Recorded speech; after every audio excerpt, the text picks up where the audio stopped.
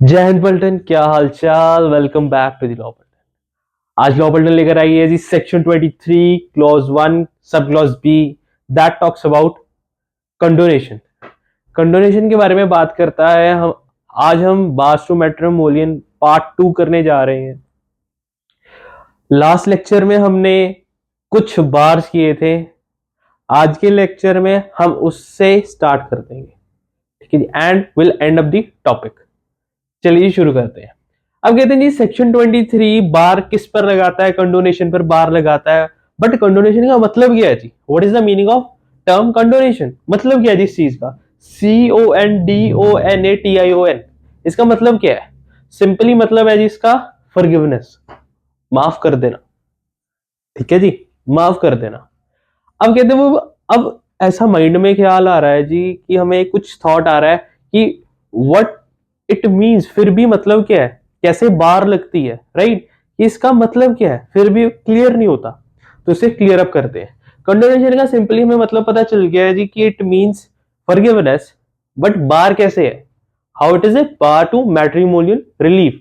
बार ऐसे है कि आप कोर्ट में जाते हो और मैट्रिमोनियल रिलीफ मांगते हो, बट अगर आपने कंडोनेशन मीन्स फॉरगिवनेस दे दी, ठीक है जी, डिफेंडेंट को फॉरगिवनेस दे दी, तो आप मैट्रिमोनियल रिलीफ नहीं ले सकते। ठीक है जी, फॉर एग्जांपल आप डिवोर्स नहीं ले सकते या जुडिशियल सेपरेशन नहीं ले सकते। सो इट पुट्स ए बार। देखते हैं कैसे।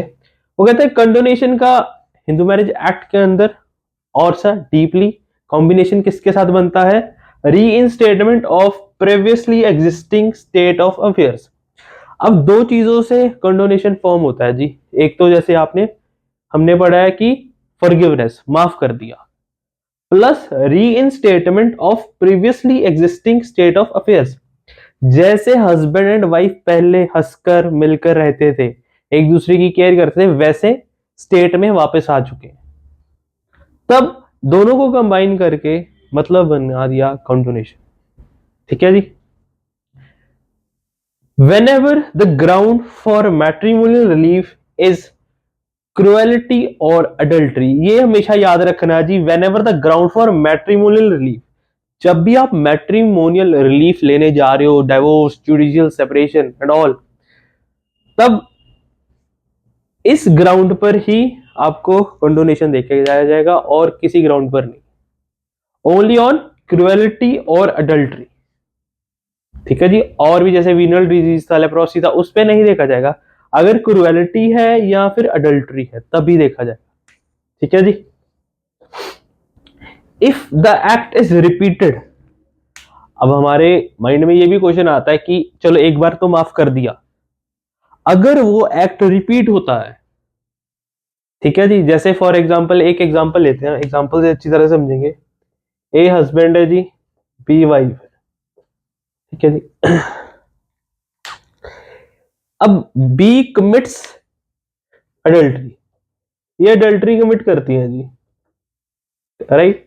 ये अडल्ट्री कमिट करती हैं।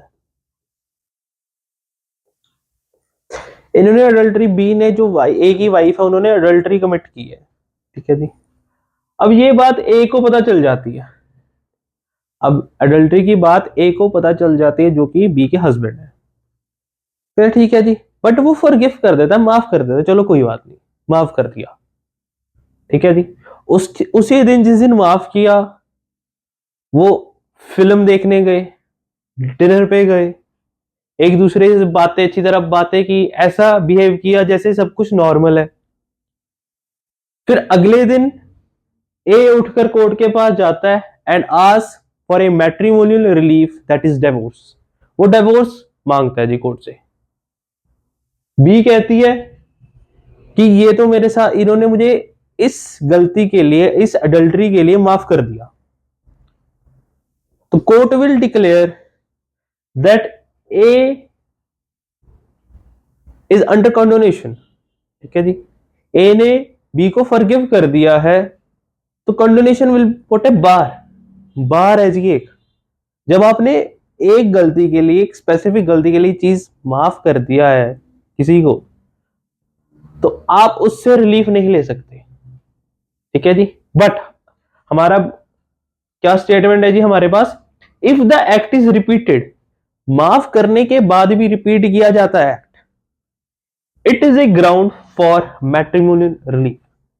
फिर से वो ग्राउंड बन जाएगा जी मैट्रिमोनियल रिलीफ का, बिकॉज उसने पहला एक्ट माफ कर दिया जी, जैसे अडल्ट्री का एक्ट माफ कर दिया, अब वो इसके अलावा कोई एक्ट करती है, फिर ए कोर्ट के पास जा सकता है टू आस्क ए रिलीफ, ठीक है जी, राइट। आई होप आपको अच्छी तरह से ये पॉइंट्स क्लियर हो चुके होंगे। अगर आप इन पॉइंट्स को आप नोट्स में अपने फिक्स करना चाहते हो, you can take a screenshot.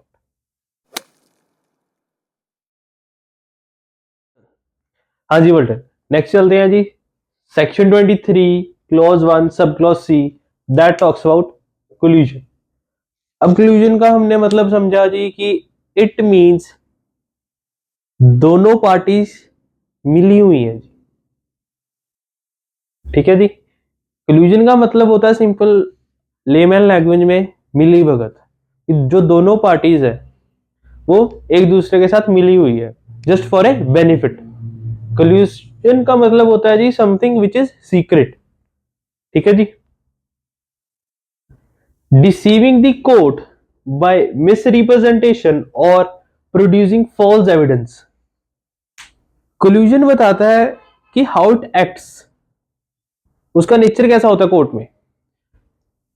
वो कहता है डिसीविंग द कोर्ट, कोर्ट को गुमराह कर रहे हैं, बाय मिसरिप्रेजेंटेशन, गलत चीजें दिखाकर, और प्रोड्यूसिंग फॉल्स एविडेंस, झूठे गवाह, झूठा प्रूव कर रहे हैं कि जो चीज हुई ही नहीं है उसे प्रूव करने लगे हुए, दैट इज रॉन्ग।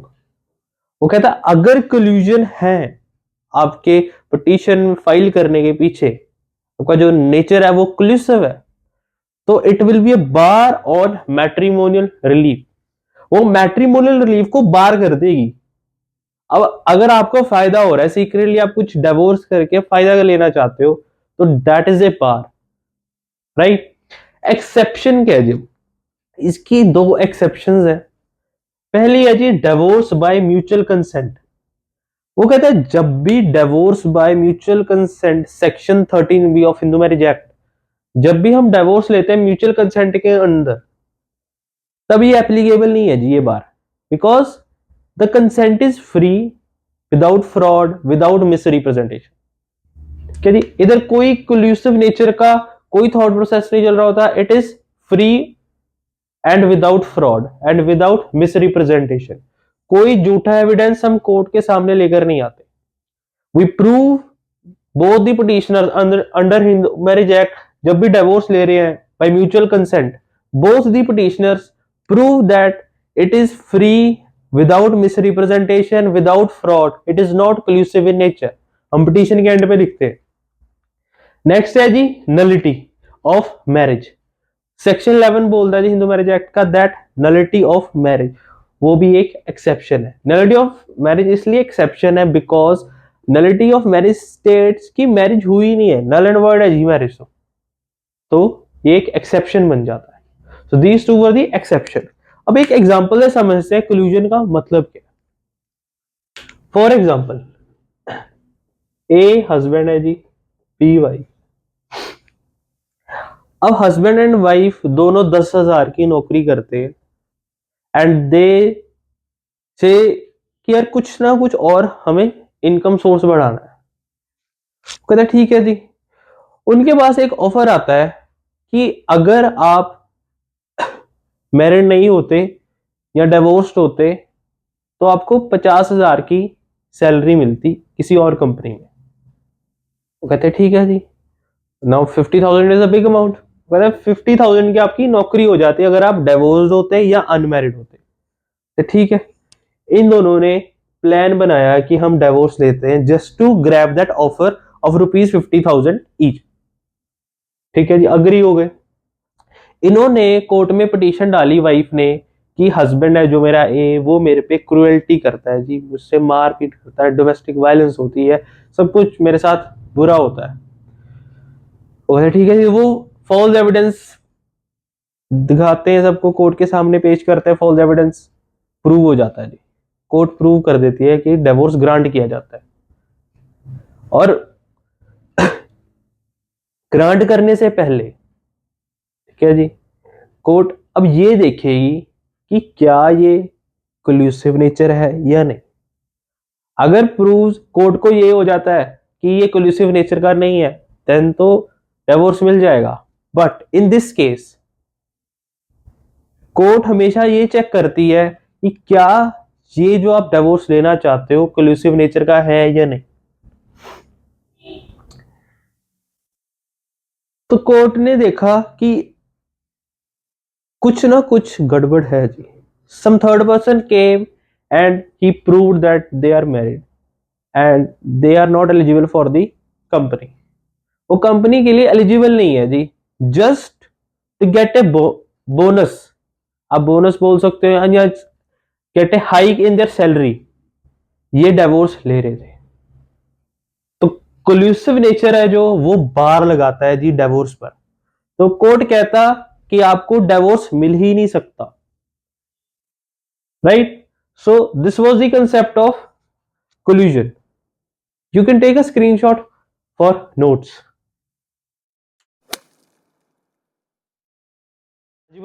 नेक्स्ट चलते हैं जी, section 23 clause 1 sub clause D, that deals with delay, देरी हो जाना।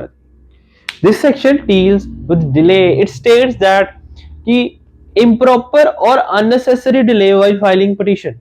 वो कहते हैं जब भी आप मैट्रिमोनियल रिलीफ लेने जाते हो, पिटीशन फाइल करते हो, उस चीज में इम्प्रॉपर डिले नहीं होनी चाहिए या फिर अननेसेसरी डिले नहीं होनी चाहिए। अब for example A and be husband and wife है जी, ए हस्बैंड है बी वाइफ है। After 20 years, after 20 years they say and they file petition that हमारी शादी फोर्सफुली की गई थी, तो that is a improper delay. वो बार लगा देगा जी, आपको मैट्रिमोनियल रिलीफ कोई भी नहीं मिलेगा, राइट।